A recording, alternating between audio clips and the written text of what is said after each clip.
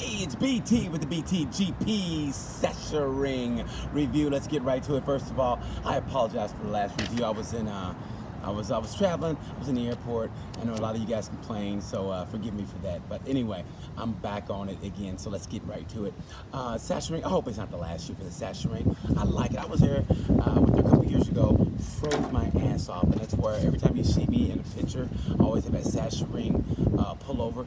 That's why that hoodie that I have, I got it from. I literally walked out of my car. It was in July, in the Session. I got out of my car like, it's freezing. I literally walked in and I go, hey, you guys take credit cards? They were like, yeah. And I gave my credit card and I got that hoodie and it says Session on it. I literally sleep, eat, I do everything in that thing.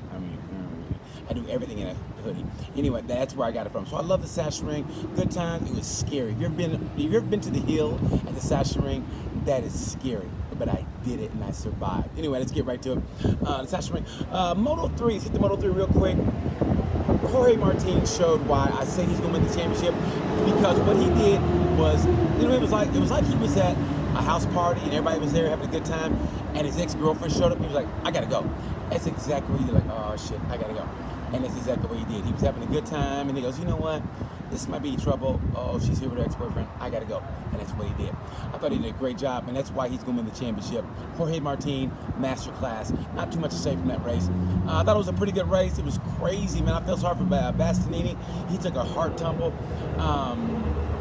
Yeah, but it was a decent race. I thought Moto3 was a decent race. I thought Della Porta, I didn't think Della Porta should have got penalized for that penalty, dropped 3 spots. I thought that was just a racing incident. He and Miguel Oliveira in Moto2, those two guys should be the Bash brothers for what they did. I mean, they basically ruined dudes' races, man. Oliveira ruined Xavi Vieira's race by hitting him, but that's just part of it. It's a racing incident. I don't think he did it on purpose. Anyway, let's go to Moto2. Moto2. God bless Brad Binder, man. Great job by Binder. He showed up to the party. He signed a new contract to stay with KTM, and look what he did. Damn. And also, while we're on Moto2, let's just get right to it. As much as I love Fabio Quartararo, love the guy, love the kid, I don't know how he can get, and this is just speculation, but they say he's the one that's going to be on the Petronas Yamaha for next year in MotoGP.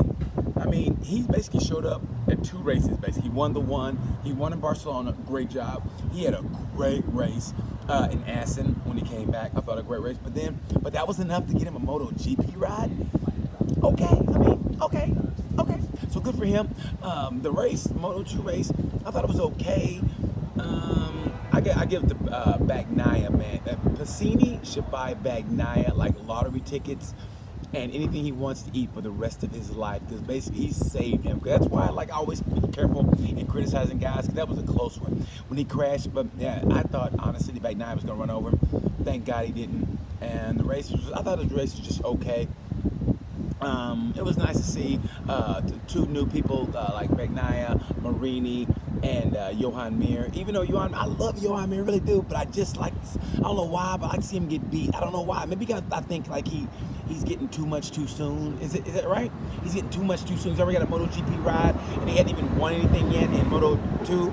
But anyway, good for Bender, good for Mir. Let's move on. GP. Damn. You guys ever listen to EDM? You know that music of da da da da da da, and you wait for the drop, and then the drop goes da da da. Then you start doing ecstasy and sucking on pacifiers. Like, that's what MotoGP was like. They all waited for the drop. It was the tale of 2 races, as Marquez says. It was a tale of 2 races. The first 15 laps and the second 15 laps. And the first 15, it was great. Lorenzo looked like gangbusters. In the second half of the race, you couldn't have found his tires if you had 3 bloodhounds, a helicopter, and a gypsy going with a crystal ball. You couldn't have found his tires. They left him, seriously, like a millionaire who ran out of money. You know how their wives like, this isn't working. Oh, really? It's not working? I got no money? Yeah, that's what that was like. His tires left him, and he was done. I thought it was kind of a dick move, but you're not supposed to let anybody by. But I kind of thought Petrucci had the better pace. But if you couldn't get by him, you couldn't get by him. But that's a hard track to pass on, and I don't know. I thought Petrucci should have passed him, and Lorenzo shouldn't have fought him so hard when he knew he didn't have any tires. Anyway, he and Dovi. It's kind of weird, Ducati, how the A team gets beat by the B team. You know what I mean? Like, I know it's not, but it is an A team and a 1A team, but it's kind of like a B team. They're an independent team. I mean, they have last year's bikes, and they're beating this year's bikes. And Lorenzo, as good Lorenzo was, he started falling back, and both he and Dobie were like, I mean, at the beginning, Lorenzo was the only one who went on a soft front. A soft front. They were like, are you sure you want to go on a soft front? Yeah, I think that's what I want to do. Yeah. Are you sure? Yeah. I think that's what I'm doing now. Are you sure? You sure you want to go on a soft front? You sure you want to go on a soft front? Yeah. All right, man. And you see what happened. He and Dobie. You know, at the race, both of them are like,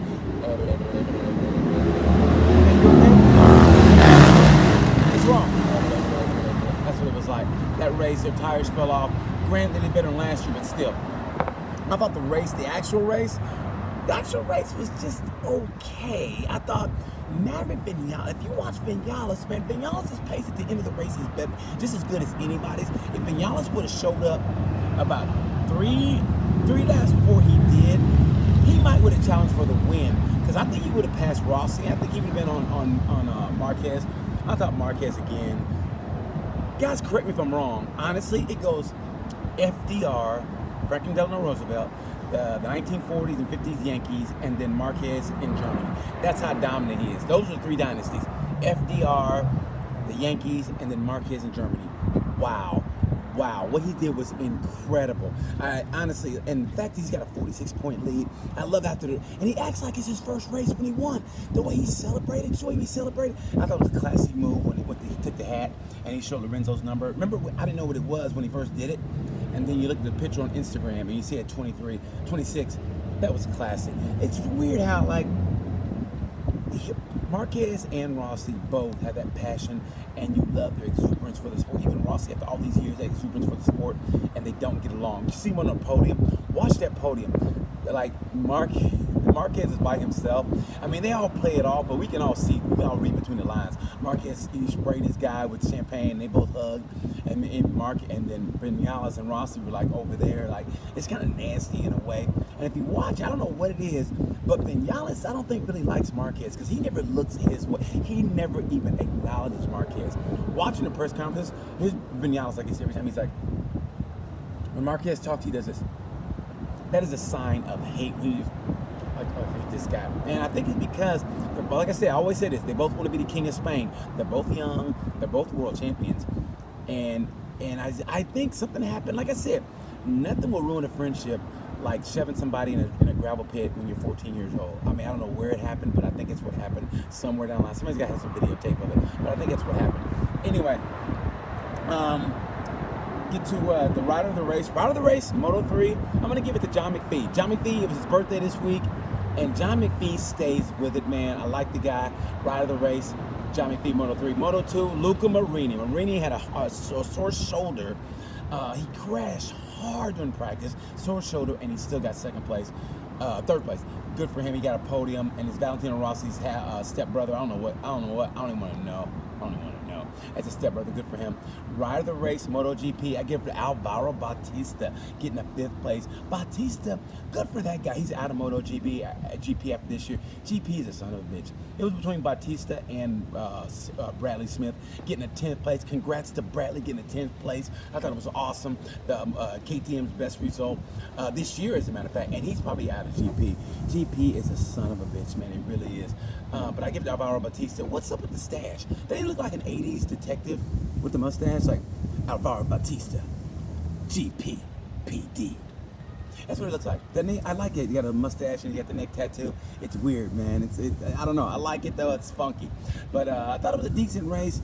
Going into the break, I don't know what it is about Marquez. He seems to be just on a different level right now. I don't know what it is. But I really think it goes back to Argentina. I think that race just lit a fire in him, and I have not seen him back down since. I don't know what it is, but I think it's what it is. Watching him, what happened, getting a 0 in Argentina, and he just had a fire. I mean, he goes out first. Lorenzo used to go out first during practice for FP1. Now it's Marquez. He's on it all the time. He's not unbeatable. He's 46 points ahead of Valentino Rossi, which I find ironic. He's 46 points ahead of Rossi, and Rossi's number is what? 46. What? You know what that's like? It's like getting a divorce from your wife, right? And you and you move into a new house. Well, if you get divorced, you can move into an apartment, and your apartment building is like 42C, and your wife had a breast size that was 42C. You know, it's just something like that, just weird. Anyway, I like the race, going into the break. I tell you what, anything can happen, but right now Marquez is on it. He is possessed. Anything can happen. Practice crashes, I don't want it to happen. Training crashes, anything can happen. But right now, only one can beat Marquez right now is Marquez. But if the Yammies get that update, if Rossi and Vinales can get those updates in Bruno, when they come back, it's going to be Bruno. It's going to be interesting to see what happens. I think Vinales is overdue for a win. So is Rossi. So watch for the Yammies after the break. Thank you guys for watching. BT, watch me FunnyMan6869 on Instagram, FunnyMan6869, and on my Facebook page, I have Moto BT. Moto BT on my Facebook, and FunnyMan6869 on my Instagram and my YouTube channel. Thank you guys for watching. Until then, you know the word.